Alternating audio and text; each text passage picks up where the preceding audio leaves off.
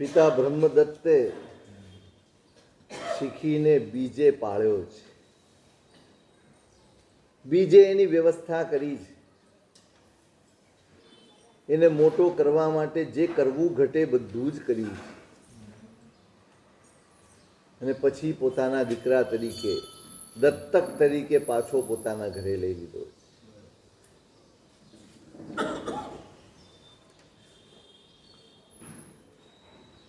દીકરાને ખબર પડી ગઈ છે એની સાથે શું બન્યું છે. એ ગર્ભમાં આવ્યો ત્યારથી માંડીને જે થયું એને મારવાનો પ્રયત્ન થયો, બધી જ ખબર પડી ગઈ છે. હજી તો નાનું બાળક છે.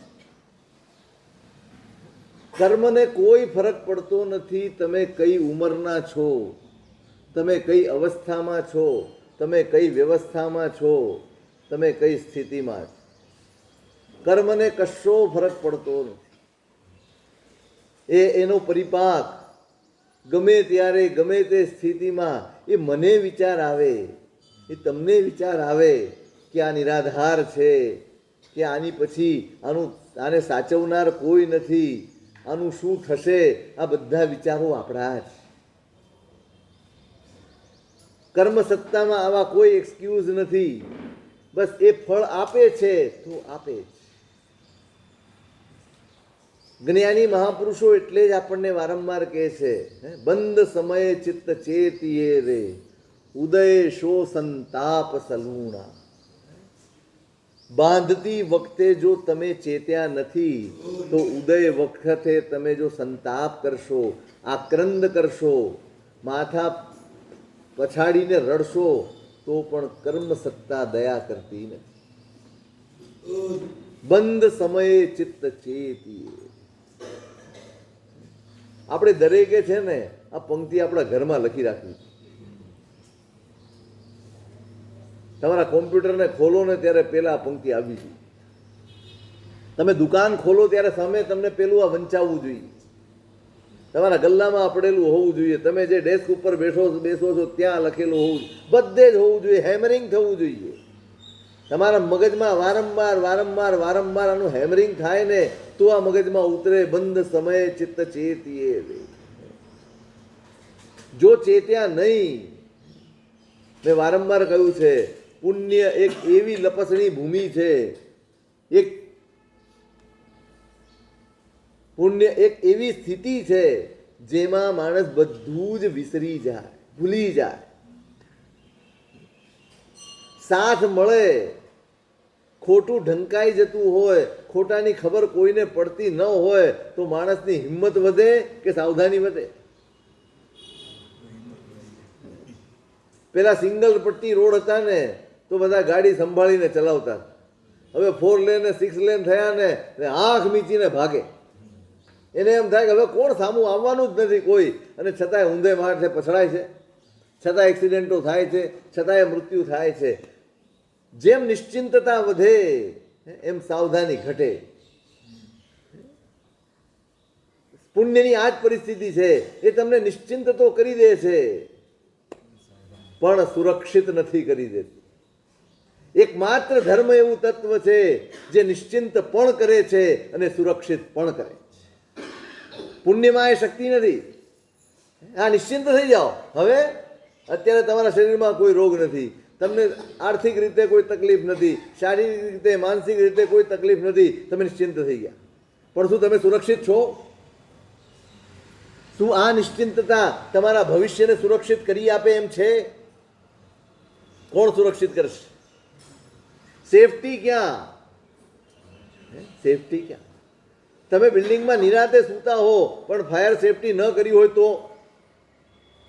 એટલે વારંવાર કહેવામાં આવે, ભાઈ 2 દાદરા રાખો. કે ને દરેક જગ્યાએ કરવું પડે. તમે જે ઊભું કરો આવી કોઈ સંસ્થા તો બે દાદરા રાખવા પડે, એક ચડવાનો ને એક સેફટી માટે. ફાયર સેફટી રાખવી પડે. બધા જ પ્રકારની સુરક્ષિતતાની પહેલા વ્યવસ્થા કરવી પડે, પછી તમે નિરાહત અનુભવી શકો. આપણે નિરાતમાં તો આવી ગયા છીએ પણ સુરક્ષામાં આવ્યા નથી, એટલું સાવધાન રહેજો. પુણ્ય નિરાત આપશે, સુરક્ષા નહીં આપે. એ માત્ર ધર્મનું કામ છે. એ તમને સુરક્ષા પણ પૂરી પાડે છે, તમને સાવધાન કરી આપે છે. બંધ સમયે ચિત્ત ચેતીએ રે. બસ દરેક પગલે દરેક ડગલે તમે સાવધાન રહેજો. પછી તમે કહો કે મારી આગળ પાછળ હવે કોઈ નથી અને મારો દીકરો ઉપડી ગયો, હવે શું? આખી જિંદગી ધસડ બોલા કરીને પોતાના દીકરાને મોટો કરીને તૈયાર કર્યો હોય, વ્યવહારમાં પલોટ્યો હોય, બધો જ એનો સંસાર ગોઠવી દીધો હોય, અને તમને હાશ થઈને બેસવાનો વખત આવે, એ જ વખતે દીકરાનો વિયોગ થઈ જાય, અને શું કહેશું? બને છે ને, બને છે. હજી તો બાળક આ ધરતી ઉપર આવ્યું હોય અને માં ચાલી જાય, બને છે ને. કઈ કર્મ સત્તા દયા કરશે? આપણને દયા આવશે પણ આપણી પાસે ઉપાય નહીં હોય. આપણે ચિંતા કરી શકીએ છીએ, આપણે દયા કરી શકીએ છીએ, પણ પછી આપણી પાસે ઉપાય નથી હોતો. માટે ધર્મ એમ કહે છે, પહેલેથી ઉપાય કરો, પહેલેથી સાવધાન રહો, પહેલેથી સતર્ક રહીને ચાલો. બસ તમને ભવિષ્યમાં આવા જે દ્રશ્યો તમને દેખાય છે, જેમાં તમને કરુણા ઉત્પન્ન થાય છે, જેમાં અરેરાટી ઉત્પન્ન થાય છે, એ દ્રશ્યો જોઈને તમે તમારા જીવનમાં સાવધ થઈ જાઓ. કારણ કે આ જ દ્રશ્યો મારે ભજવવાના આવશે જો આજે હું સાવધાન નહીં હોઉં તો. આ જ પરિસ્થિતિઓમાંથી મારે પણ પસાર થવું પડશે જો હું આજે ચેતી નહીં જાઉં તો. કોઈ પરિસ્થિતિ ત્યાં ઘટિત થઈ છે એટલે હું એનાથી સુરક્ષિત છું એવું માનતા નહીં. એ ગમે ત્યારે આપણા જીવનમાં પણ આવી શકે, ગમે ત્યારે આપણી સાથે ઘટિત થઈ શકે, ગમે તેની સાથે બની શકે. સાવધ થઈ જાઓ, સાવધાન થઈ જાઓ, ચેતી જાઓ. અત્યારે પુણ્યનો આફરો ચડ્યો હોય એટલે માણસને કશું સૂઝે નહીં, અરે આપણને શું થઈ જવાનું છે, નહીં થાય. કદાચ ને આ ભાવમાં નહીં થાય, પણ પછી હું કાલ રાત્રે કહેતો હતો, આપણી યાત્રા બહુ લાંબી છે. માત્ર તમે જે આ 60, 70, 80 વર્ષ જીવવાના છો એટલો જ તમારો સંસાર નથી. તમારી યાત્રા ખૂબ લાંબી છે અને તમારે એની તૈયારી કરવાની. ત્યાં કષ્ટ ન પડે, અહીંયા સુખ ભોગવી લેશો. અહીંયા જે ઉપાર્જન કરીને લાવ્યા છો એનાથી ઇન્વેસ્ટમેન્ટ. શું ઇન્વેસ્ટમેન્ટ કેમ કરે છે માણસ? બસ ભવિષ્યની સલામતી, એનું નામ ઇન્વેસ્ટમેન્ટ છે. તમે તમારા પુણ્યનું ઇન્વેસ્ટમેન્ટ કરો છો કે માત્ર વાપરો છો? તમને મળેલી શક્તિ, પુણ્ય, સમજણ, આ બધાનું ઇન્વેસ્ટમેન્ટ કરો છો કે પછી વાપર્યા કરો છો નિશ્ચિંતતાથી? કરવું જ પડશે. જેની પાસે જેટલી રકમ એમાંથી પણ ઇન્વેસ્ટમેન્ટ કરવું પડે. કારણ કે આવતીકાલે એ બમણું થઈને કે 3 ગણું થઈને તમને મળે ત્યારે તમને રાજીપો. અત્યારે કષ્ટ પડે, અત્યારે જરા ખેંચમાં ચલાવવું પડે, અત્યારે હાથ મુઠ્ઠી વાળેલી રાખવી પડે. ના ભાઈ, બધું કરકસરથી ચલાવો, થોડુંક કરકસરથી ચલાવે. પણ પછી કેટલું મીઠું લાગે, કેટલું મધુરું લાગે. એ રકમ આવે, હાશ, હવે મોકળાશથી જીવી શકાશે, હવે આનંદથી જીવી શકાશે, હવે ટેન્શન નથી. ભવિષ્ય જેનું સુરક્ષિત છે ને એ જ મોકળાશથી ને આનંદથી જીવી શકે. સિક્યોર કરી લેજો. આપણું બહુ લાંબુ ભવિષ્ય છે. આ અવસર, આ સામગ્રી, આ પુણ્ય, આ બધું જ ભવિષ્યને સિક્યોર કરી લેવા માટે મળ્યું છે. વેડફી નાખવા માટે, માત્ર વાપરી નાખવા માટે નથી મળ્યું.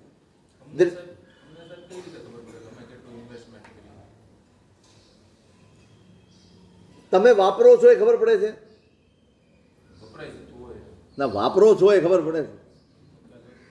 ક્યાં ક્યાં વાપરો છો? મેં એક દિવસ કહ્યું હતું તમને, કદાચ યાદ હોય તો આપણે ફરી વાર કહ્યું. તમે પુણ્ય વાપરો છો એ કેમ ખબર પડે? હા, એટલે જેમાં સુખનો અનુભવ છે તે તમને કરવાનું મન થાય. એ જરૂરી હોય ન હોય, આવશ્યક હોય ન હોય, અને છતાંય તમે કરો. તમારું પહેલા કે બીજા જ માળે ઘર છે અને તમે ચડીને જઈ શકો એમ છો, છતાંય તમે લિફ્ટમાં બેસીને બટન દબાવ્યું ને તમે તમારું પુણ્ય વાપરી નાખ્યું. જેટલી પણ સુવિધા, જેટલી પણ સગવડ, સાધન તમે વાપરો છો એ બધું જ તમારા પુણ્યનો વપરાશ છે. અને એની સામે જ્યારે તમારું જીવન ત્યાગમય બને છે, તપમય બને છે, કરુણામય બને છે, પરોપકારમય બને છે, ત્યારે તમારું પુણ્ય વાવરો છો. એક વાપરવું અને એક વાવરવું, બે શબ્દો છે આપણે ત્યાં ગુજરાતી. વાપરવું ને વાવરવું. વાવવું આપણી સરળ ભાષામાં વાવવું. તમારા જ ભોગ માટે વપરાય એ પુણ્યનો વપરાશ છે, અને તમારું પુણ્ય બીજાને પણ સુખ માટે વપરાય તો એ વાવણી છે. સમજાયું? હવે ઇન્વેસ્ટમેન્ટ સમજાઈ જશે ને? રોજ થવું જોઈએ. રોજ તમે કરો, તમારા ઘરવાળા કરે, તમારા દીકરા દીકરીઓ કરે. નાની ઉંમરથી ટેવ પાડજો. નાની ઉંમરથી હાથ પકડીને ચોકલેટ લેવા લઈ જાઓ છો ને, આઈસ્ક્રીમ ખવડાવવા લઈ જાઓ છો ને, મેળામાં ફરવા લઈ જાઓ છો ને, એમ હાથ પકડીને એવી વસ્તીમાં લઈ જજો. થોડા કપડાં લઈને, થોડાક રમકડા લઈને, થોડીક ચોકલેટ લઈને, થોડીક વસ્તુઓ લઈને, ચાલ બેટા તારા હાથે આ લોકોને આપ. આ તારી જેવા જ બાળકો છે જે ક્યારેય આ બધું અભાવમાં જીવે છે, જેને આ બધી વસ્તુઓ ક્યારેય જોઈ નથી, ખાઈ નથી, વાપરી નથી. ચાલ બેટા તું તારા હાથે આ બાળકોને આપ. તમારા હાથે તમારા બાળકનું ઇન્વેસ્ટમેન્ટ તમે કરાવો. આજે ટેવ પડાવશો ને નાની ઉંમરે, તો મોટી ઉંમર સુધી એના હૃદયમાં આ ભાવ રહેશે. એ બાળકના ચહેરાની પ્રસન્નતા જોઈને એને આનંદ આવશે. હા, મારા સુખ થકી, મારા પુણ્ય થકી કોઈકને મેં આનંદ આપ્યો, મેં પ્રસન્નતા આપી, કોઈકના મોઢા ઉપર મેં મુસ્કાન આપી.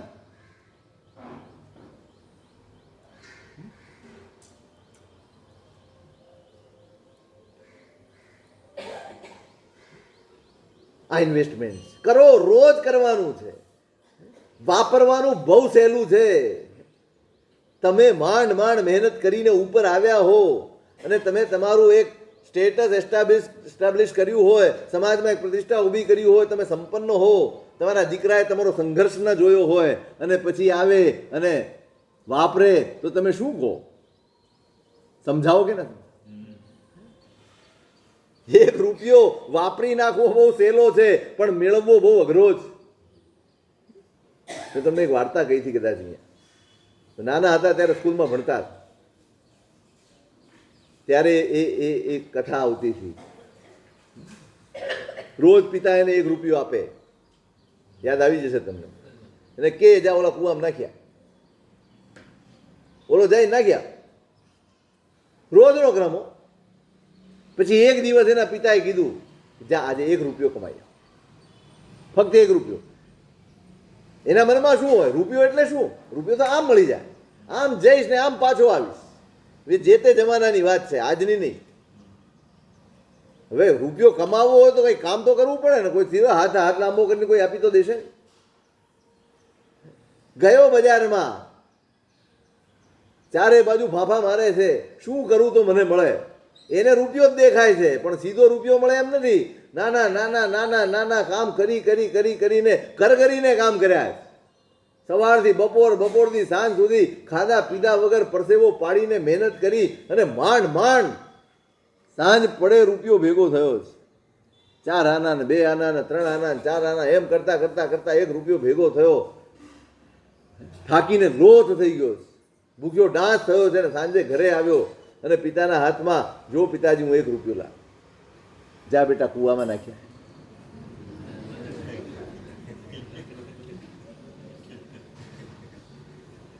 હવે જાય. મહિના સુધી ગયો ત્યારે એને ભાન નહોતું કે આ રૂપિયાનું મૂલ્ય શું છે. કિંમત સમજજો. ખૂબ ચૂકવીને આવ્યા છીએ આપણે. આપણા જીવનમાં અઢળક દુઃખો ભોગવીને આ પુણ્ય ભેગું કર્યું છે. ખૂબ વેઠ્યું છે, કેટલી રખડપટ્ટી વેઠી છે, કેવા ભવો કર્યા છે. નહીં, વપરાય બહુ સહેલું છે. તમે કહેશો દીકરાને બેટા વાપરવું સહેલું છે, ભેગું કરવું બહુ અઘરું છે. હવે વાવો, ખાલી વાપરો નહીં. જેટલું જરૂરી છે કરવું જ પડે, પણ બિનજરૂરી બસ આપણી પાસે છે, મન થઈ ગયું, હવે ટીવી બદલી નાખો, હવે ફલાણું બદલો, હવે ઢીકણું બદલો, બદલ્યા જ કરે બધું, જેટલું શક્ય હોય એટલું. જે હાથમાં ન હોય એ તો ઈચ્છો તોય બદલાય એમ નથી, પણ છતાંય કેટલું. ઘણા શોખીન હોય, 6 મહિના મોબાઈલ ન ચલાવે, ન ચાલે. પપ્પા હવે મોડેલ બદલાઈ ગયું છે, હવે જૂનું થઈ ગયું છે, હવે આમાં આટલી સિસ્ટમો આવી છે. મને સાચું પ્રામાણિકપણે કહો, જેટલા પણ બેઠા છો, ગમે એવા નિષ્ણાત હશો મોબાઈલના દરેક ફીચર્સ વાપર્યા હોય એવો એક આદમી બતાવો. મોબાઈલમાં જેટલા ફીચર્સ આવે છે એ બધા જ વાપરી નાખ્યા હોય, બધું જ જોઈ નાખ્યું હોય એવો એક આદમી બતાવો. લઈને ફરશે આઈફોન, બસ કેમ? સ્ટેટસ, બસ આટલું જ. બાકી કાંઈ ગતા ગમ ન પડતી હોય, કાંઈ ગમ ન પડતી. સાહેબ હેક ન થાય, પણ તારામાં છે હું તે હેક કરે કોઈ? શેનો હેક કરે? પણ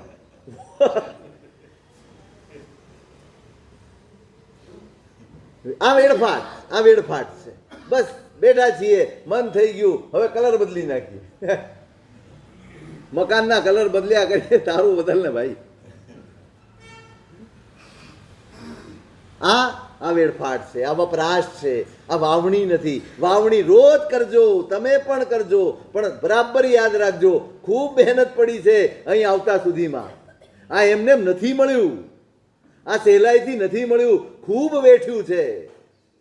કરગર્યા છીએ આ કર્મ સત્તા આગળ, ત્યારે આટલું મળ્યું છે. અને હવે જો ગફલતમાં રહીશું, હવે જો સાવધાની ચૂક્યા, તો ફરી ક્યારે અહીંયા આવશું ને આ 84ના ચક્કરમાં એક વાર અહીંથી અટકે છે ને ભટકે છે. તમને લક્ષ્મણા સાધ્વીનો દાખલો આપ્યો. કેવું ચારિત્ર, અદ્ભુત ચારિત્ર, પુણ્ય એટલું અદ્ભુત, પણ એક માયા કરી અને ચૂક્યા. એક વાર ચૂકાઈ જાય છે ને ફરી સંયોગ નથી થતો.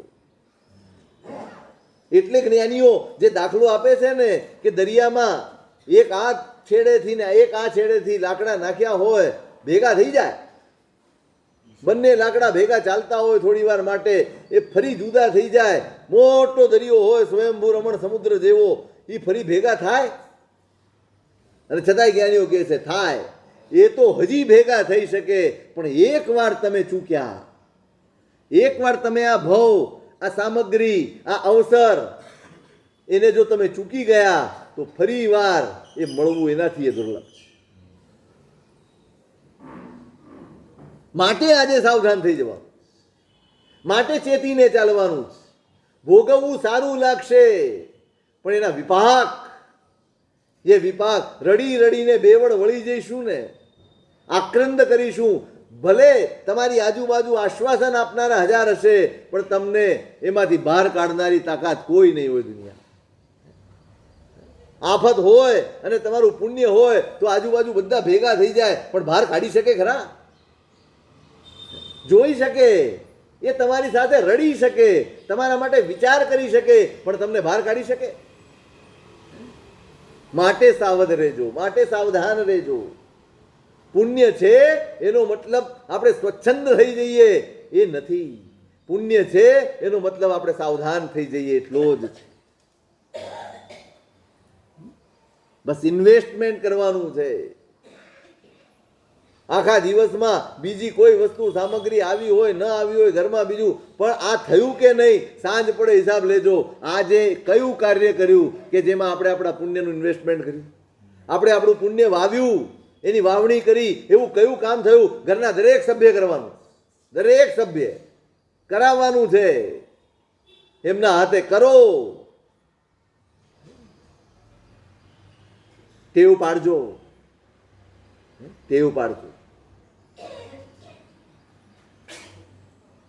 સાવ નાનો બાળ છે. મેં કીધું કર્મ સત્તા દયા નહીં કરે. કર્મ સત્તા તમારી પરિસ્થિતિઓ નહીં જુએ, તમારી લાચારી નહીં જુએ, તમારા આંસુ નહીં જુએ, તમારા ધમ પછાડા નહીં જુએ, કશું જ નહીં જુએ.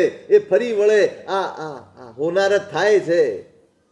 કુદરત જ્યારે રૂઠે છે અને વરસાદનું પાણી આ નદીઓમાંથી વહીને જ્યારે ગામમાં આવે છે ત્યારે કાંઈ દેખાય છે? કોણ નિરાધાર છે અને કોણ વિકલાંગ છે, કોને જરૂરિયાત છે, કાંઈ દેખાય છે? બધું આ બાઢ આવી પંજાબમાં તમે જુઓ તો ખરા, એ દ્રશ્ય જોયા નથી જાતા. બસ જે કુદરત છે એ જ કર્મ છે. એ ફરી વળશે ને ત્યારે એના માટે કોઈ ભેદ નહીં હોય. મહાલયોએ પડશે ને ઝૂંપડાએ તણાશે, પશુઓએ તણાશે ને મનુષ્યોએ તણાશે, શ્રીમંતોએ તણાશે ને ગરીબે તણાશે. કોઈ ભેદ કર્મ સત્તાના ચોપડે છે નહીં. એને તો તીર્થંકરને સજા આપી છે. આપણે કઈ વાડીના મૂળા છીએ? તીર્થંકરોને વેઠવું પડ્યું છે. તીર્થંકરના જીવોને કોઈ એક્સક્યુઝ, કોઈ સુવિધા, વિશેષ સુવિધાઓ, તીર્થંકરનો આત્મા છે એટલે એને વિશેષ સુવિધા મળી જાય, કોઈ એવા વિધાન જ નથી કર્મ સત્તામાં. જે છે તમે જે હો તે, ભૂલ કરી છે તો ભોગવવાનું. તમે અપરાધ કરો છો તો તમારે ભોગવવું પડશે.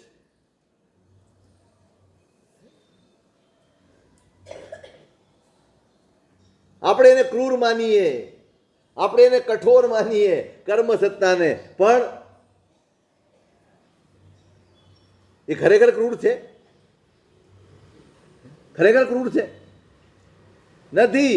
એ તો આપણે જે માગણી મૂકી એણે કર્યું. આપણે જેવા કૃત્યો કર્યા એવું પરિણામ. હા, અને બતાડ્યું જ, તમને સમજાવવામાં આવ્યું છે. હોય વિપાકે 10 ગણું ને એક વાર કયું કર્મ. એક વાર જે કરશો એનો વિપાક 10 ગણો મળશે. એનું કારણ છે, એમને એમ નથી થતું. આપણે કોઈ પણ કૃત્ય કર્યા પછી અટકતા નથી. બરાબર સમજજો. તમે કોઈકને સંભળાવવાની ઈચ્છા રાખી એટલે પેલા પ્રક્રિયા ચાલે. તમે સંભળાવી દો ને એ પછી ઘણી પ્રક્રિયા ચાલે. પેલો ચાલ્યો ગયો, તમે બી આવી ગયા. તમે કોકની સાથે વાત કરતા હો ને, ચાલું આ સંભળાવવાનું રહી ગયું. શું થયું? એ 10 ગણું કે 20 ગણું કે 100 ગણું કે 1000 ગણું કર્મ કેમ થઈ જાય? કેમ થઈ જાય? આપણે એમાં રસ નાખ્યા જ કરીએ છીએ, નાખ્યા જ કરીએ છીએ, નાખ્યા, એને ઓર મજબૂત બનાવીએ. થઈ જાય કર્મ, સહજ છે, કર્મની પરવશતા છે, ક્યારેક થઈ જાય. પણ એની સામે ધર્મ સત્તાએ તમને એક ઉપાય આપ્યો છે, પશ્ચાતાપનો. બસ આપણે પશ્ચાતાપ તો નથી કરતા, પણ પાછળથી એની અનુમોદના કરીએ. કેટલાને કહો? કેટલાને કહીએ આપણે? મેં આ કરી દીધું હો, તે કીધું હતું ને છોડતો નહીં, આપણે છોડીએ જ નહીં ને. અનુમોદના. પછી 10 ગણું, 1000 ગણું, લાખ ગણું થવાનું જ છે. એના વિપાક એ ભોગવવા જ પડશે. ત્યાં કોઈ ભેદભાવ નથી કર્મ સત્તાના ચોપડે. એ તો જેવું કર્મ, તમે કયા જીવ છો, તમે કોના જીવ છો, તમે ક્યાં શું થવાના છો. અરે મહાવીર સ્વામીને તમે વિચારો, તમે એ જ ભાવ તીર્થંકરનો ભાવ છે. એ આવતીકાલે સમોસરણમાં બેસીને આખા વિશ્વ ઉપર ઉપકાર કરવાના છે. એના શબ્દો સાંભળીને જીવો સંસારનો મોહ છોડીને નીકળી જવાના છે, પોતાનું કલ્યાણ સાધવાના છે. એ આત્માને પણ વેઠવું પડ્યું, એ ભાવમાં પણ વેઠવું પડ્યું. ચલો પૂર્વ ભાવને માની લીધું કે ત્યારે તીર્થંકર નથી. આ ભાવમાં તો તીર્થંકર છે ને, પણ ઉદયમાં આવ્યું છે, એને ભોગવવાનું જ છે. એટલે ઇન્દ્ર મહારાજાએ જ્યારે વિનંતી કરી શરૂઆતના જ દિવસે, પહેલા જ દિવસે, પેલા ગોવાળિયાએ ઉત્સર્ગ કર્યો ત્યારે ભગવંત 12.5 વર્ષ, કેટલા સારું છે, આપણને કોઈ આગાહી નથી કરી દેતું. ભગવંત 12 વર્ષ તમારે આ સહન કરવાનું છે, હું આપની સાથે રહું. ભગવાન કહે છે કે ભાઈ, કર્મ ક્ષયનો પરાક્રમ જીવ એકલો કરી શકે, કોઈની સહાયથી ના કરી શકે. હું જ ખપાવી શકું મારા કર્મ, કોણ મને સહાય કરી શકે? સહાય એક જ છે, મારા ધર્મ બોધની, મારા ધર્મ ભાવની, મારી ધર્મની સમજણની. એ સમજણ એ જ મારી સહાય છે. સાચી સહાય સમજણ છે, સંસાર નહીં, સંસારનો કોઈ વ્યવહાર નહીં. મારી સમજણ એ જ મારી સહાય છે. એનાથી જ કર્મ ખપે. ભાઈ, તું મારી સાથે રહીશ. સંભવ જ નથી કે તારી સહાયતાથી કોઈ તીર્થંકર કેવળ જ્ઞાન મેળવે. પોતાના પરાક્રમથી મેળવવાનું. આ કર્મ સત્તા જ. શીખી નાનો જ કુમળા માનસ ઉપર કેવી અસર થાય આ ખબર પડી એને કે મારા પ્રત્યે દ્વેષ ધરાવે છે. ક્યાંથી? જન્મ્યા પછી નહીં, જન્મ્યા પહેલા ગર્ભમાં આવ્યો ત્યારથી દ્વેષ ધરાવે, અને છતાંય આરાધક ભાવ શું છે ને અહીંયા સમજાય છે. આરાધક ભાવ આ છે, કોઈ પણ ભાવમાં જાઓ, નિમિત્ત પ્રત્યે તમને દ્વેષ ન જાગે, એનું નામ આરાધક ભાવ છે.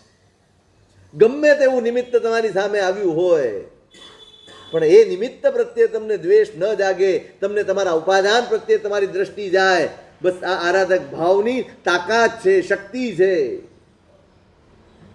ભવના અધ્યવસાય સુધારી આપે આ આરાધક ભાવ. જરાય નમતું નહીં જોગતા, જતું કરવામાં નમતું નહીં જોગતા. આજે જતું કરશો ને આવતીકાલની સમાધિની તમે તૈયારી કરો છો. જતું કરવું, છોડી દેવું, મૂકી દેવું, ગળી જવું, આ તમારી સમાધિની સાધના છે. શું જોઈએ છે? જોઈએ છે સમાધિ કે ખાલી શબ્દોમાં સમાહિ મરણમ ચ બોલી જ જવું છે ખાલી, કે જોઈએ છે? પ્રેક્ટિકલ સમાધિનો જીવનમાં અનુભવ કરવો હોય ને તો આ સાહસ કરી જોજો. છોડી દેજો જે હોય તે. ભૂલ એની છે, મૂક ને. સમાધિ મારે જોઈએ છે કે એને જોઈએ છે? સંભળાવી દેવાથી, બદલો લઈ લેવાથી ક્ષણભરનું સમાધાન મળે છે, જીવનભરની સમાધિ નથી મળતી. ક્ષણભરનું આશ્વાસન મળે છે, ક્ષણભરની લોકોની શાબાશી મળે છે, પણ તમારી અંદર જ્યારે વિહ્વળતા આવશે, વ્યાકુળતા આવશે, બેચેની આવશે, ત્યારે સમાધિ કોણ આપશે? જો આરાધક ભાવ આરાધના છે. એમ નહીં માનતા કટાસના ઉપર જ આરાધના થાય છે. કોઈ કે મારી સાથે દુર્વ્યવહાર કર્યો ને મેં જતું કર્યું નહીં, પણ આરાધના જ છે. એના માટે સત્વ જોઈએ, તાકાત જોઈએ. પુણ્યથી ન થાય, સત્વથી થાય. પુણ્યથી તો બદલો લઈ શકાય, કોઈને બદલી શકાય, એના માટે તો સત્વ જોઈએ. બદલો લેવો બહુ સહેલો છે સંસારમાં, કોઈ પણ લઈ શકે. શક્તિશાળી હોય એ બદલો લે, અને શક્તિશાળી ન હોય મનમાં વસવસો કરીને પડ્યો રહે. ત્રણ પ્રકારના જીવો છે. એક શક્તિશાળી છે, એક નિર્બળ છે, અને એક સત્વશાળી છે. આપણે શેમાં છીએ? શેમાં છીએ આપણે? બદલો લેવાની બુદ્ધિ જાગે, શક્તિશાળી કહેવાય. બદલો લેવાની બુદ્ધિ હોય છતાંય કાંઈ કરી શકે નહીં, એ નબળો કહેવાય. બદલો લેવાની શક્તિ હોય, અવસર હોય, બધું જ હોય, છતાંય જતું કરે, એનું નામ સત્વશાળી કહેવાય. શેમાં છીએ આપણે?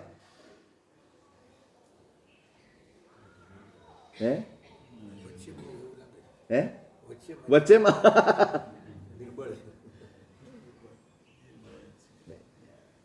આપણે એને ભલે દુર્બલતા કહીએ કે જતું કરી દઈએ સાહેબ. લોકો કહે છે તમે નબળા છો, તમે આ છો, તમે આ. એને કે એકવાર કરી જો. નબળા છે ના, સત્વશાળી હોય ને એ જ જતું કરી શકે. ક્ષમા વીરસ્ય ભૂષણમ. શું લખ્યું છે? તમને સૂત્ર આપ્યું છે, બધા લખે ને વાંચે, પણ આચરે કોઈ નહીં. ક્ષમા વીરસ્ય ભૂષણમ. તમારું પરાક્રમ છે કોઈને માફ કરી દેવા. તમારું પરાક્રમ છે, પુરુષાર્થ છે જતું કરી દેવું, ગળી જવું.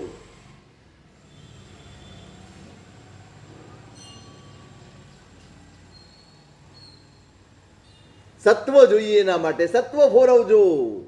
અત્યારે તમને ભલે એમ લાગશે કે કોઈ કામ કહેશે, કોઈ તેમ કહેશે, ગમે તે, પણ તમે જ્યારે અટવાયા હશો, તમે જ્યારે આ કર્મના ફંદામાં પડ્યા હશો ને, આજ બોલનારા, તમને ઉશ્કેરનારા કોઈ આવીને તમને એમાંથી બહાર નહીં કાઢી શકે. કોઈ નહીં કાઢી શકે. કોઈ આશ્વાસન આપવા જેટલી એ હેસિયત રાખતા નથી. એના ભરોસે તમે તમારી નાવ ડૂબાડતા નહીં. એના ભરોસે તમે ભટકી જતા નહીં.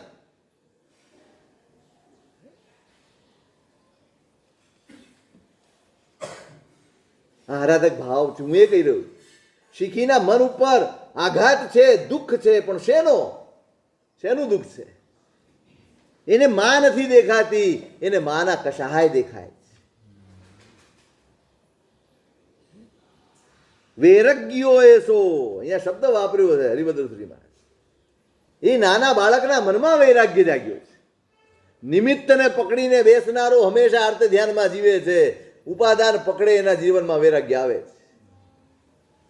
આપણે આર્ત ધ્યાનમાં છીએ, દૂર ધ્યાનમાં છીએ. કેમ કે નિમિત્ત પકડીને બેઠા છે. આણે કર્યું, આમ કર્યું, તેમ કર્યું, ફલાણું ઢીકણું. એ નિમિત્તો પકડીને જ્યાં સુધી જીવ્યા કરશો, નિમિત્તો બદલવાનો પ્રયત્ન જ આર્ત ધ્યાન છે. ઉપાદાન બદલવાનો પ્રયત્ન એ ધર્મ ધ્યાન છે, એ ધર્મ પુરુષાર્થ છે.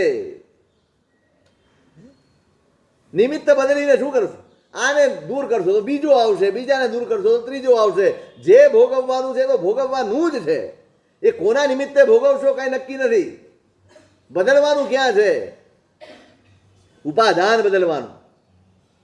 વૈરાગ્યો એસો વૈરાગ્ય આવ્યો છે. બસ આ એવમ વિહા કથાયા. મેં કાલે કહ્યું છું, વિચારમાં ચડી ગયો છે બાળક. આ કષાયો કેવા જ? આ સંસાર આ કષાયના બળ ઉપર જ ચાલે.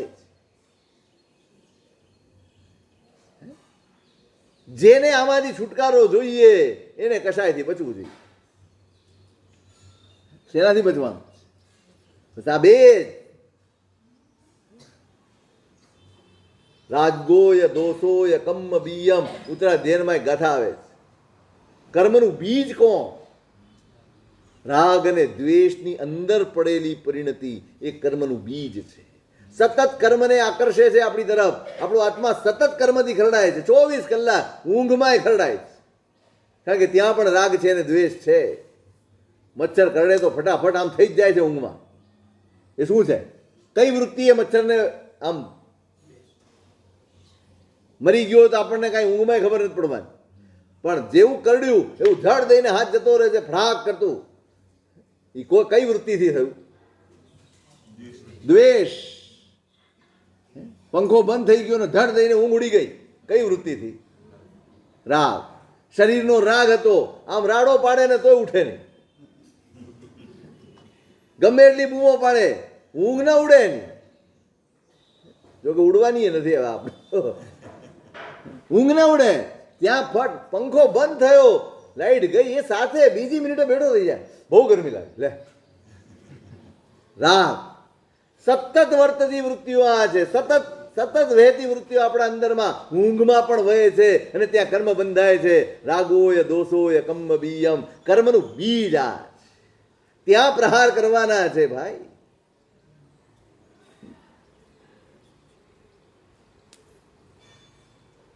એટલે જેને આત્માનું કલ્યાણ સાધવું છે, મોક્ષ સાધવું છે, વજ્જે અવ્વા પ્રયત્નેણમ, એને પ્રયત્નપૂર્વક આ કષાયોમાંથી બહાર નીકળવું જોઈએ.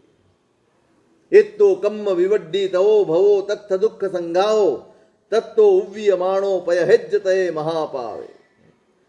જ્યાં આ કષાયો છે ત્યાં કર્મને વધવાનો મોકો મળે છે.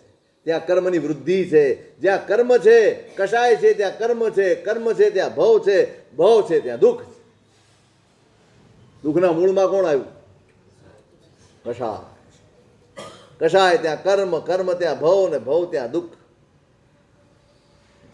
એટલે ઉદ્વેગ શેનાથી પામવાનું છે? ઉદ્વેગમાં રહેવાનું છે. પણ કોના ઉદ્વેગમાં? આપણે બધા ઉદ્વેગમાં છીએ.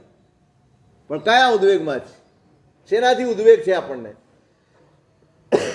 ઘરવાળાથી, દીકરા દીકરીઓથી, પરિવારથી, ધંધા ધાપાથી, બહારની શેનો ઉદ્વેગ છે આપણે?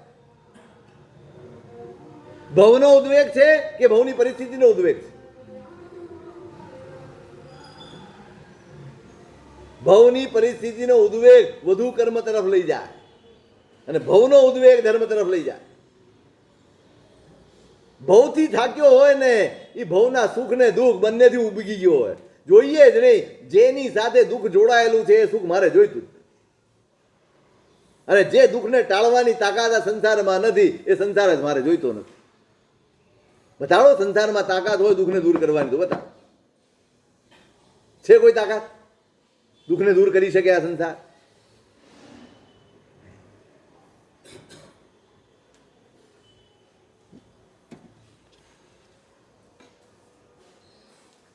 બહુ સરસ મુદ્દો લખ્યો છે. કલુષ ફલેણ જુજ્જય કિમ ચિત્તમ તત્થ જમ વિગય રાગો સંતેવી જો કસાય નિગિન્નય સો વિતત્તુલ્લો. જેના રાગ દ્વેષ શમી ગયા છે એને કર્મના ઘોર વિપાકો સહન નથી કરવા પડતા. કે કર્મની વિચિત્ર પરિસ્થિતિઓ સહન નથી કરવી પડતી, એમાં કંઈ આશ્ચર્ય નથી. એમાં કંઈ આશ્ચર્ય નથી, કારણ કે એની અંદર બચવું જ નથી રાખવું, તો એને કર્મ સત્તા પરેશાન નથી કરી શકતી. પણ કશાય હોય અને છતાંય જે માણસે કશાયના ભાવ ઉપર અધિકાર રાખ્યો છે એ પણ પેલા જેવો જ છે.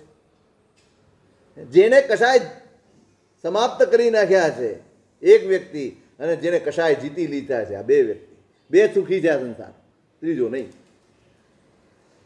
એક જેના કશાય સમાપ્ત થઈ ગયા છે, એને કર્મ હેરાન ન કરી શકે, અને એક જેને કશાય જીતી લીધા છે એને કર્મ હેરાન ન કરી શકે. આપણું પહેલું પગથિયું આ છે, આપણે જીતવાના છે. જે જીતે છે ને એ સમાપ્ત કરી શકે. જીતવું પડે. કશાયો જીતાયા છે. કોઈ પણ ઈચ્છાઓ મનમાં જાગે ત્યારે મારા ચિત્તમાં વિવેક જાગે છે કે આ મારા આત્માના હિત માટે છે કે હિત માટે છે, મારા ભવિષ્યના લાભ માટે છે કે નુકસાન માટે છે. આવો વિચાર આવે ખરો? કે ઈચ્છા પ્રમાણે ખેંચાઈ જવાય છે, ઈચ્છા પ્રમાણે ઘસડાઈ જવાય છે, એ કામ થઈ જાય છે, એ પ્રવૃત્તિ થઈ જાય છે, એવું આચરણ થઈ જાય છે? થઈ જાય છે ને. આપણે કશાય જીતીએ છીએ કે કશાયો આપણને જીતે? ધર્મ શું છે? આ જ છે ધર્મ. ફરી વાર કહું છું, એક દિવસ કહ્યું છું મેં તમને, આપણે ક્રિયાકાંડમાં સમેટી દીધો છે ધર્મ નહીં. ધર્મ એ પુરુષાર્થ છે, અને આ પુરુષાર્થ ક્રિયાઓ કરીને તમારા સત્વની વૃદ્ધિ કરવાની છે, અને એ સત્વનો પ્રયોગ તમારા જીવન વ્યવહારમાં કરવાનો છે.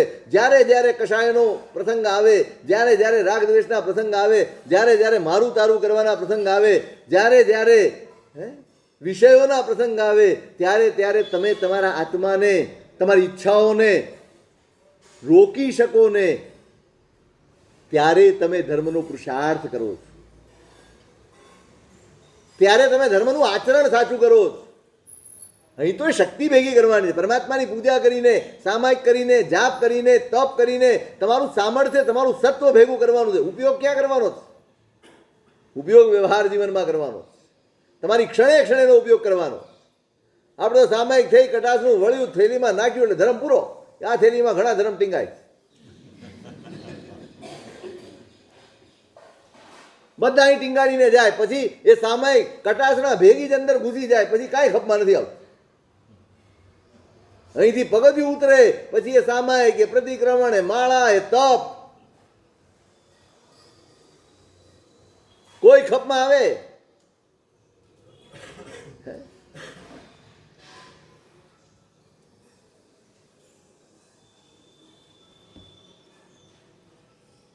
દીકરાને ખબર પડી છે, એ માને ખબર પડી ગઈ છે. આ એ જ છે. એક તો દ્વેષ હતો જ, પણ આંખથી દૂર હતો ત્યાં સુધી શાંતિ હતી. ત્યાં વળી પાછો આંખ સામે આવ્યો, એમાં ખબર પડી. ખબર નહોતી પડી ત્યાં સુધી વાંધો નહોતો, પણ ખબર પડી કે આ જ બ્રહ્મદત્ત એનો પતિ છે, એના ઉપર ગુસ્સે થઈ ગયા. પરિચત્તમ ચ સયલ કરણિજ્જમ, ઘરના કામ કાજ બધું બંધ કરીને બેસી, કાંઈ જ નહીં કરવાનું. કહી દીધું, કાં તો આ ને કાં તો હું, બે માંથી એક પસંદ કરી લો. તમને આ વાલો હોય તો મને છોડો, અને કાં આને જતું કરો. શું કરે બાપ? શું કરી શકે? પૂળી વચ્ચે સોપારી. દીકરો નાનો જ, ભલે સમજવું છે, પણ દીકરો જ, એને કેમ છોડી છે? અને આને કેમ છોડ્યું? સુળી વચ્ચે સોપારી થાય. જ્યાં સુધી તમે આને નહીં છોડો ને, ત્યાં સુધી હું પાણી પણ નહીં પી. હઠ આવી ગઈ, હઠ. કશાયો હઠ કરા. સારા સારનો વિવેક ચૂકવાવે એનું નામ કશાય. તમારા સુખમાં પૂળો ચાપી દે એનું નામ કશાય. બધું જ સરસ ચાલતું હોય, એકાદ વસ્તુ મને ન ભાવી, મને ન ગમી, મને અનુકૂળ ન બની, આપણે ભડકી જઈએ છીએ, અને શાંતિથી ચાલતી જિંદગીમાં એવો પૂળો ચંપાય છે, આવી નાની નાની બાબત, એ પછી વર્ષો સુધી એની અસર હોય. વર્ષો. એટલે સાવધાન રહેવાનું, એટલે ડગલે ને પગલે ચેતીને ચાલવાનું. આનાથી બચજો. ફરીવાર કહું છું, પુણ્ય સામગ્રી આપશે, સુખ નહીં આપે. સુખ તો તમારે જ અનુભવવું પડશે, અને એના માટે તમારી સમજણ જ કામમાં, તમારી સાવધાની જ કામમાં આવે. કેમ હર્યા ભર્યા ઘર વિખરાઈ જાય છે? કેમ વિખરાઈ જાય છે? કેમ શાંતિ ડોળાઈ જાય છે? હોય કેટલા? હવે તો ઘરમાં હોય કેટલા? પેલા 10-10, 15-15 રહેતા. પેલી એક વાત આવે છે ને, એક પરિવારની વાત આવે, તમે સાંભળી જશે. એના વૃદ્ધ દાદા છે, એના ઘરમાંથી દીકરીઓ પરણી એ સિવાય ક્યારેય કોઈ છૂટું પડ્યું નથી. એક પણ પેઢી નહીં, સાથે જ એક જ રસોડું. 100 વર્ષનો ઇતિહાસ છે, એક પણ માણસ ઘરમાંથી છૂટું પડ્યું નથી. બધા સંપીને પ્રેમથી આનંદથી રહે છે. રાજાને આશ્ચર્ય થયું, આવું બને કેવી રીતે? શક્ય જ કેવી રીતે છે? આપણે તો આરાધક ને પ્રભુ શાસનના ખરા ને, ઝંડો લઈને ફરનારા. રાજાએ પૂછાવ્યું કે ભાઈ આવી એકતાનું, આટલા વર્ષો સુધી એક સાથે રહી જવાનું, એને એવી હસતા રમતા મારા કુટી નહીં, આનંદથી પ્રેમથી, આનું રહસ્ય શું છે? ઘરનો જે સૌથી મોટો વડીલ હતો ને, એને કાગળ લીધો અને લખ્યું, મોટો કાગળ બનાવ્યો, બધું લખીને મોકલ્યું, રોલ કરી અને રાજાને મોકલ્યા. રાજાએ કાગળ ખોલ્યો, મોટો કાગળ હતો, લાંબો. જોયું, એક જ શબ્દ લખેલો હતો, ધીરજ. આ રહસ્ય છે. જે પણ છે મોટા નાના, કોઈ પણ હોય વ્યક્તિ ઘરની, દરેકને એક ગુણ કેળવવાનો છે, ધીરજ. કોઈ પણ સમસ્યા, કોઈ પણ પરિસ્થિતિ, એનો ઉકેલ છે, ધીરજ રાખો તો. ધીરજ ન હોય જીવનમાં તો કોઈ સમસ્યા ઉકેલતી નથી, વધે છે.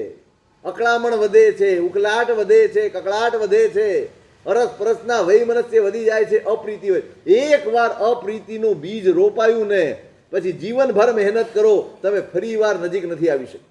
હા, વ્યવહાર ચાલે, તમે બોલો એ બોલે, તમે હસો એ હસે, પણ અંદર એક ડંખ કાયમ માટે રહેતો હોય છે, એ દૂરી કાયમ માટે હોય છે. માટે આ બીજ ન વવાઈ જાય એના માટે સાવધાન રહેજો.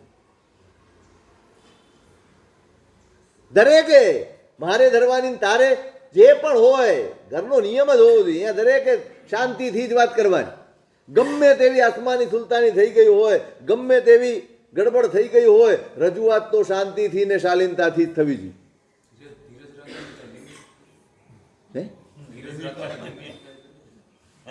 લિમિટ બધા રાખે તો એમાં લિમિટ ક્યાં આવી? નિયમ રાખવા. આમાં એવું છે ને, આપણે બહુ મોડા જાગીએ છીએ. આપણે ત્યારે જાગીએ છીએ જ્યારે પાણી માથા ઉપરથી નીકળી જાય. પછી આપણે બધું ગોઠવવા માંગીએ તો વાર તો લાગે. તમે એમ કહો, દિવાલ નબળી પડી હોય ત્યારે જ રિપેર કરી દઈએ, એ સહેલું પડે ને સસ્તું પડે, કે પડી જાય પછી રિપેર કરીએ તો સહેલું સસ્તું? આજે આપણી દશા, હજી કહું છું, હજી પડી નથી, હજી દિવાલ પડી ગઈ નથી, હજી ચેતી જાઓ, હજી ચેતી જાઓ. નિયમ રાખો ને ઘરમાં, નિયમ કરો. દરેક વાત રજૂ કરવાની છૂટ, પણ પ્રેમ, અકળાઈને નહીં. એમાં પેલો તમે. સીધી વાત છે ને. પેલા શું કહેવાય, સદવિચાર પરિવાર વાળા છે ને, એ દિવાલો ઉપર વાક્યો લખતા. બહુ નાના હતા ત્યારે એક વાક્ય વાંચેલું દિવાલ ઉપર, હે ભગવાન, આ જગતને સુધારજે ને શરૂઆત મારાથી કર. બસ બધા વિચારી લે તો કઈ માથાકૂટ જ નથી, કઈ માથાકૂટ જ રહેતી નથી. બધા એમ વિચારે કે મારે જ બદલાવાનું, આટલો જ પરિવર્તન લાવવાનું છે. અત્યારે આપણા બધાના વિચાર કેવા છે? સામો બદલાઈ જાય. બસ એ વિચાર આટલો જ થઈ જાય કે મારે બદલાવાનું છે, તો કેટલી વહેલી શાંતિ થઈ જાય. આજે જ થઈ જાય. આ બીજાને બદલવામાં જ ભવો નીકળી જાય છે, યુગો નીકળી જાય છે, અને ક્યારે એવું સફળ થયું ને કોઈ કોઈને બદલી શક્યું નથી. હા, પોતાને બદલીને સૌ સુખી થઈ શક્યા છે, બીજાને બદલીને કોઈ સુખી થઈ શક્યું નથી. સીધો હિસાબ છે સંસાર. હઠે ભરાય છે, આ જો નહીં નીકળે તો હું પાણી મોઢામાં નહીં નાખું. બ્રહ્મદત્ત શું કરે? મૂંઝાયો છે, અંદર વેદના છે, પીડા છે.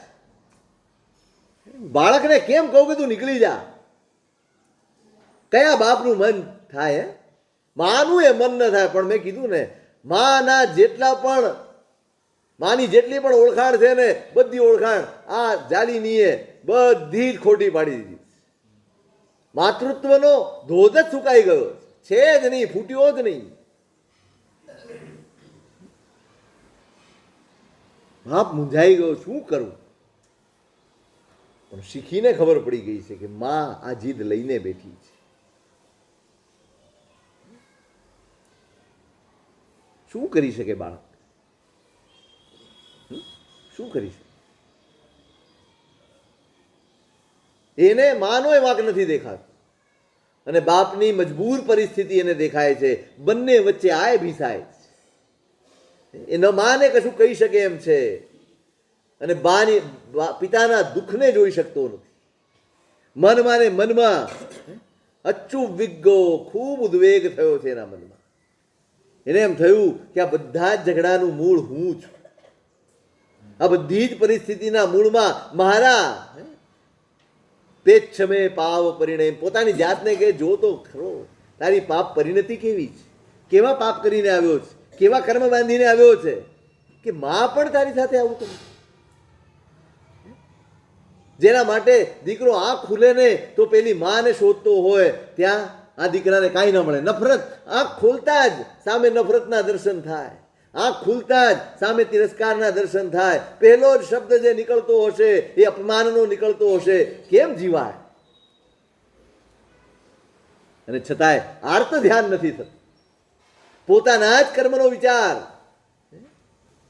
પૂર્વના ભવોમાં ઘૂંટેલું, પૂર્વના ભવોમાં સમજેલું ખપમાં આવી રહ્યું છે.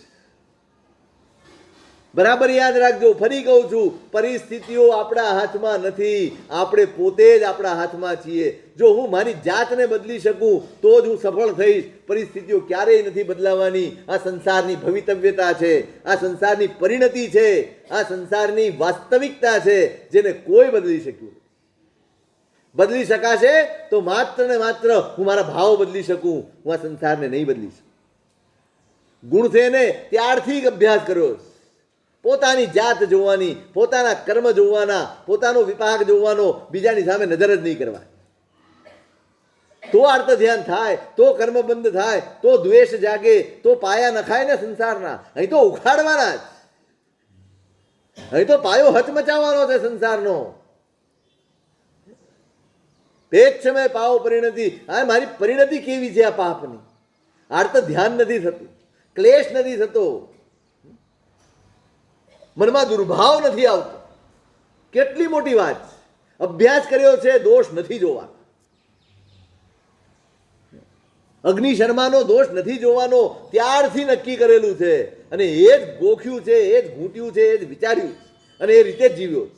છેલ્લી ક્ષણે જયારે ઉત્સર્ગ થયો ને, યાદ છે ને પેલો ભાવ કે ભૂલાઈ ગયું? ગરમ ગરમ રેતીનો ઉત્સર્ગ થયો ત્યારે પણ પેલા અગ્નિ શર્મા જ યાદ આવ્યા. મેં એને સતાવ્યા છે, મારા લીધે એના તપમાં વિઘ્ન થયું છે, એની સાધનામાં વિઘ્ન થયું છે. હું ક્ષમાયા છું. એવું નથી વિચાર્યું સાધુ છે, કોક દાડો આવું બની જાય એમાં આટલો બધો ગુસ્સો કરવાનો? સાધુ કરવા થયો તો તરત આપણે તો નિર્ણય આપી દીધો. પોતાનો જ વાંક વિચાર્યો છે. બીજાના દોષ જોવાનું બંધ કરો, સમાધિના દ્વાર ખુલી જશે. નથી જોવા કોઈના દોષ, કોઈ દોષિત નથી, નિમિત્ત માત્ર નિર્દોષ. શું છે? નિમિત્ત માત્ર નિર્દોષ. જે નિમિત્ત છે બધા નિર્દોષ છે, એનો કોઈ વાંક જ નથી. મેં જે તૈયારી કરી છે, મેં જે ઉપાર્જન કર્યું છે એનો વાંક છે, આ પણ એ જ વિચાર. આ વૈરાગ્ય છે. વૈરાગ્ય આ છે, પોતા તરફ નજર કરવી, એનું નામ વૈરાગ્ય છે.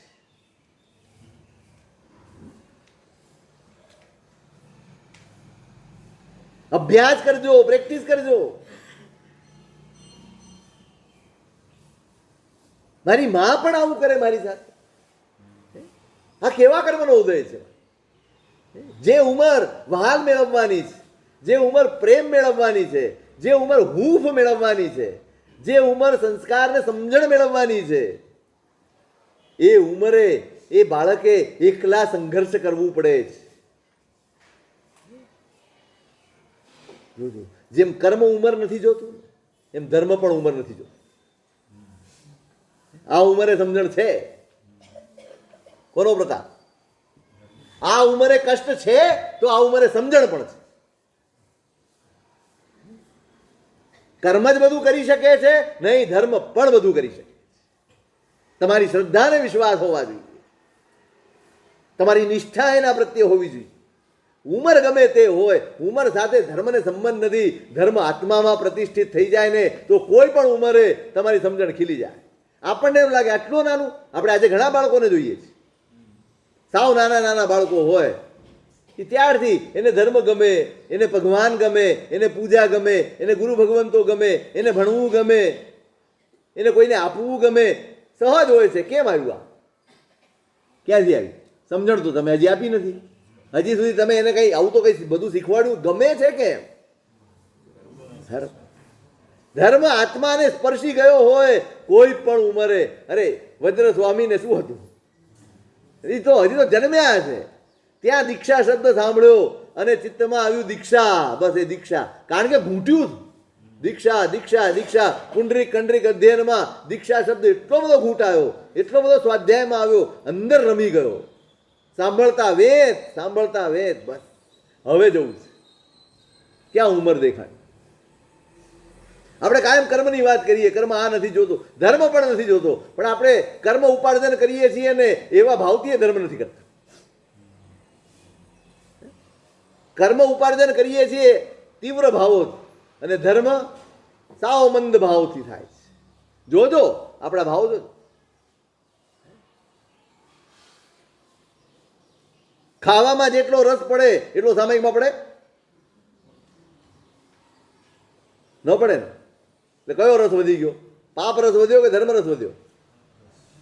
ત્યાં તો હવે ઠીક છે, આજે મન નથી પણ હવે શું કરીએ, નિયમ છે એટલે પૂરું કરવું જ પડે. કરો એટલે સામાયિક થાય. કોઈ દાડો ખાવામાં એવું થાય આ રોજ ખાવાનું છે એટલે ખાઈ લઈએ? તબિયત ઠીક ન હોય જુદી વાત છે. હા પછી આવશે જવાબ, એટલે પહેલેથી આપી દઉં.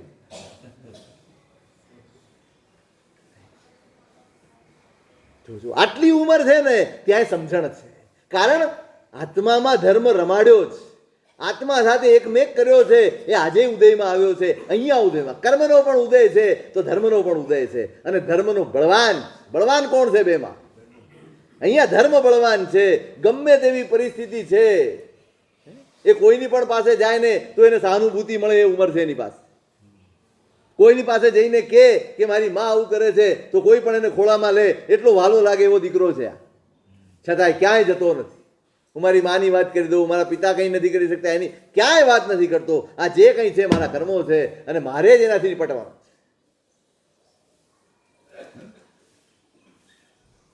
વિચારે છે, મનમાં દુઃખી થયો છે. શું કરવું જોઈએ અહીંયા?